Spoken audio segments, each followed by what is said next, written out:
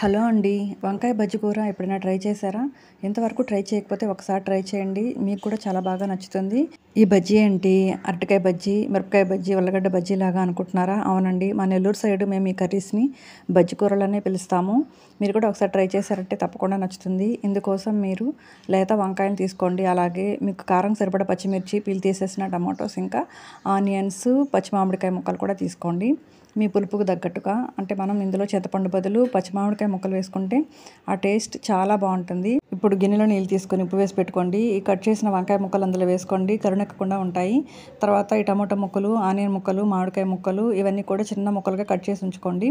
ఇంకా పచ్చిమిర్చిని అయితే 2 ముక్కలుగా కట్ చేసి పక్కన ఉంచుకోండి. తర్వాత గిన్నె తీసుకొని వంకాయ ముక్కలు, ఇంకా ఆనియన్స్, పచ్చిమిర్చి వేసుకొని కొద్దిగా నీళ్లు పోసి పసుపు వేసి ఒకసారి మిక్స్ చేసి మూత పెట్టి స్టవ్ మీద పెట్టి ఉడికించుకోండి. కొద్దిసేపటి తర్వాత వంకాయ ముక్కలు బాగా ఉడికిపోతాయి. అప్పుడు ఈ టమాటా ముక్కలు, పచ్చి మామిడికాయ ముక్కలు కూడా వేసి ఉడికేంత వరకు ఉడికించుకోండి. తర్వాత స్టవ్ ఆపేసి అందులో ఉప్పు వేసి పప్పు గుత్తితో మెత్తగా ఎన్నించి పక్కన ఉంచుకోండి.